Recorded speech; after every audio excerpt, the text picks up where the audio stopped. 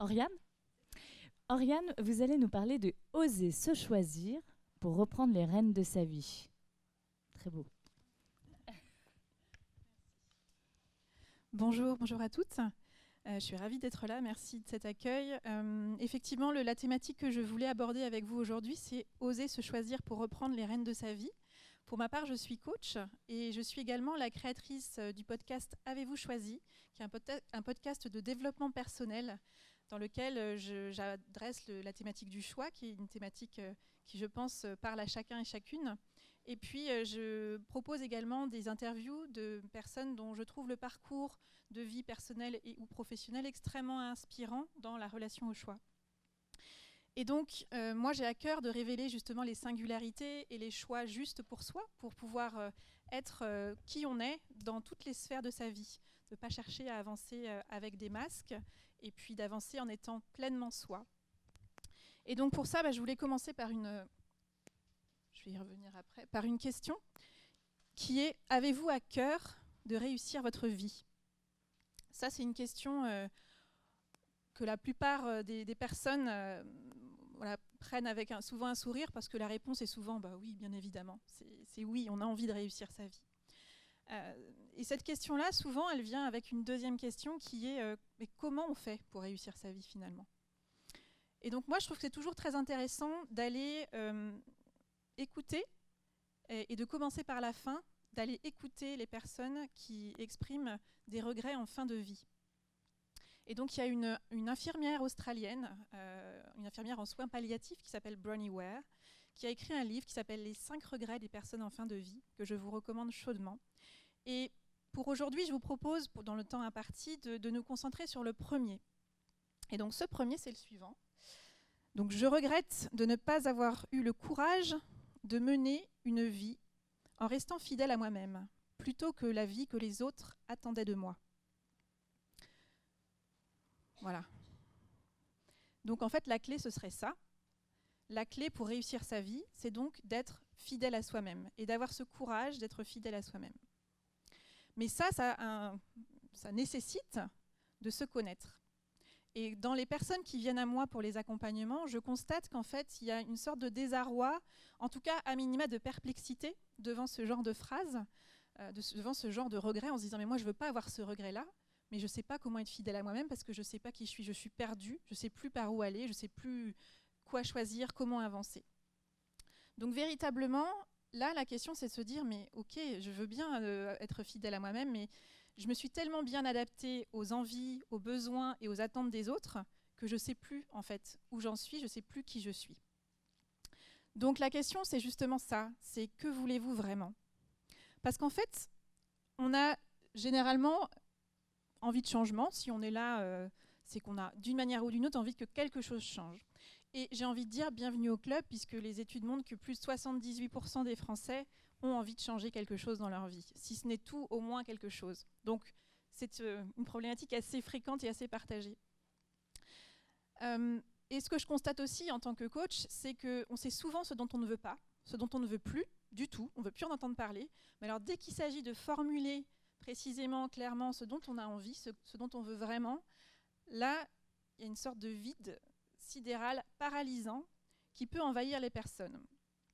Et là, très souvent, ce que je constate, c'est que ces personnes-là, elles n'ont plus de temps, elles n'ont plus ce temps-là, elles ne prennent plus le temps pour aller questionner qu'est-ce qui est important pour moi, finalement. Donc, pour gagner en clarté, pour faire le tri dans nos idées, on a besoin de temps. Et puis peut-être que vous vous dites, mais oui, mais moi, ce temps-là, je ne l'ai pas. Donc, comment on procède concrètement pour sortir de ça ? La question que j'ai envie de vous poser, et que je vous invite, alors, je vous invite soit à les noter, ou peut-être même à les prendre en photo si vous voulez y revenir à tête reposée chez vous, parce que ça va, les réponses ne vont peut-être pas émerger spontanément ici. Mais c'est de commencer par faire un état des lieux sur la place qu'aujourd'hui vous tenez dans votre propre vie. Et je vais vous prendre un exemple très concret. La semaine dernière, combien de temps vous avez passé à prendre soin de vous, à prendre soin de vos projets, à prendre soin de vos envies ? Et je pense que vous êtes peut-être plusieurs dans la salle à vivre ce que j'appelle, moi, le phénomène de la dernière roue, parfois crevée, du carrosse. C'est-à-dire que, en gros, vous passez après tout le monde dans votre vie. C'est-à-dire qu'il y a les enfants, il y a le travail, il y a les activités, il y a maman taxi, il y a tout ça. Et puis, il reste quelques miettes de temps, puis on est tellement fatigué que de toute façon, on n'a absolument pas envie de se poser des questions existentielles sur ce que je veux vraiment. Je ferai ça quand j'aurai du temps, quand j'aurai de l'énergie, quand j'aurai de l'argent. Et donc probablement que vous vous sentez peut-être essoufflé aussi à courir un peu, à jongler avec les dossiers, les écrans, les obligations, les devoirs, voilà. On est là-dedans et on ne s'en sort plus en fait. Et le résultat c'est quoi? C'est souvent de la frustration, de la colère, une forme de plainte, plus ou moins en sourdine, qui peut éclater en mode cocotte-minute de temps en temps, et puis de la rancœur. Donc comment est-ce qu'on sort de tout ça? Parce que finalement cette question-là, qu'est-ce qu'on veut vraiment, elle est quand même importante. Il faut quand même trouver un moyen d'y répondre pour ne pas vivre cette frustration et ne pas finir avec ce regret au bout de sa vie. Donc ma proposition, c'est vraiment de vous choisir, vous, dès aujourd'hui. C'est-à-dire de ne pas attendre un hypothétique alignement des planètes qui ne viendra pas. Je suis désolée de tuer le suspense, mais l'alignement des planètes que vous attendez pour peut-être qu'un jour, toutes les conditions seront réunies pour oui, ça y est, j'ai du temps pour pouvoir enfin me poser les questions importantes sur ce que je veux vraiment. Eh bien, l'idée, c'est plutôt de se dire, je suis la personne la plus importante de ma vie. Et ça, j'insiste beaucoup là-dessus, c'est pas juste une formule, c'est quelque chose, alors j'accompagne beaucoup sur cette thématique-là parce que ça peut générer beaucoup de freins, même de colère parfois. Non, mais les personnes les plus importantes, c'est mes enfants, c'est mon mari, ma meilleure amie, mes parents. Non, j'insiste. Si vous n'êtes plus dans votre vie demain, vous n'avez plus de vie. Donc déjà, de fait, vous êtes la première personne de votre vie et vous êtes la personne la plus importante au sens où personne ne prendra soin de vous comme vous pouvez le faire. Et le corollaire à cette puissance que vous avez dans votre propre vie, c'est que vous êtes également la personne responsable de votre épanouissement. Personne ne l'est à votre place. Et du coup, c'est plutôt réjouissant puisque vous avez toute la latitude pour travailler à changer ce qui ne vous convient pas. Vous avez la main sur qui vous êtes.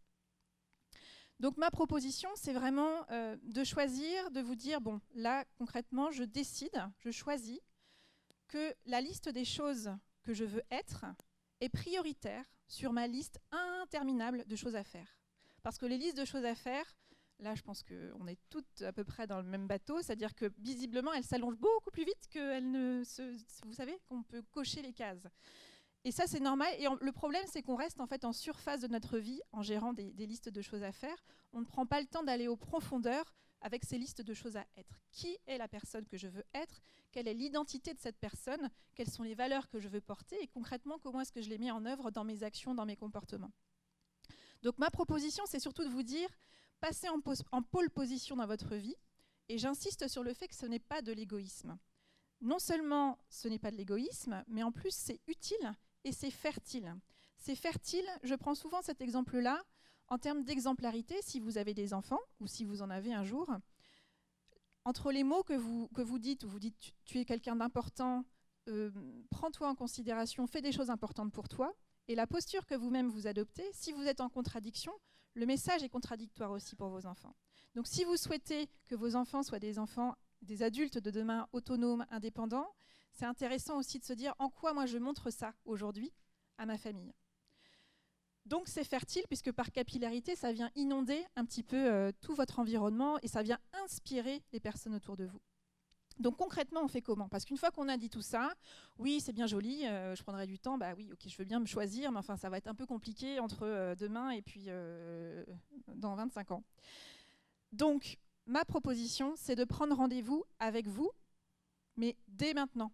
Donc déjà bravo parce que votre simple présence aujourd'hui à ce salon, c'est déjà un temps pour vous, et ça c'est bravo parce que c'est déjà un pas important dans cette direction-là.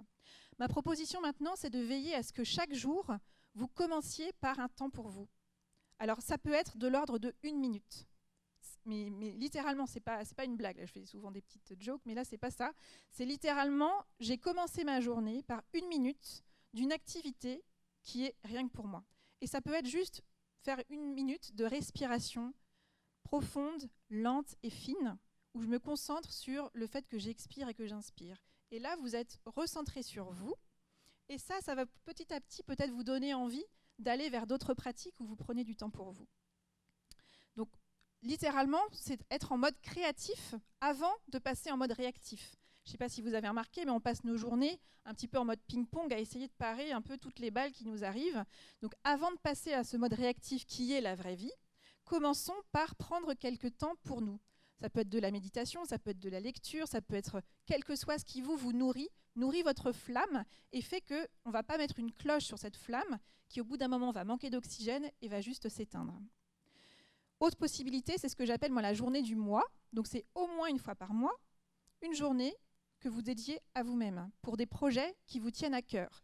Juste allez identifier ce qui vous plaît, créez ces rendez-vous avec vous, remettez-vous en amitié avec vous-même pour pouvoir aller voir ce qui vous inspire en fait. Parce qu'avant de se connaître, il faut déjà se rencontrer. Et comme vous le faites avec une amie, comme vous l'avez fait avec votre conjoint ou comme vous le ferez avec votre prochain conjoint, rencontrer quelqu'un, ça prend du temps. On prend rendez-vous et pourquoi pas, ça peut être simplement être dans cette posture-là avec vous-même. Vous invitez au restaurant, seul. Je ne sais pas si c'est une expérience que vous avez déjà osé faire, mais aller un midi seul au restaurant, je précise, sans smartphone et sans livre et sans magazine et sans juste avec vous et d'observer ce qui se passe en fait, d'être dans cette audace-là, juste d'ouvrir le champ des possibles. Voilà, ça c'est une possibilité. Et puis pour finir, ce que je voudrais vous proposer, c'est vraiment d'adopter une posture d'entrepreneur. On parlait tout à l'heure de bouge ta boîte.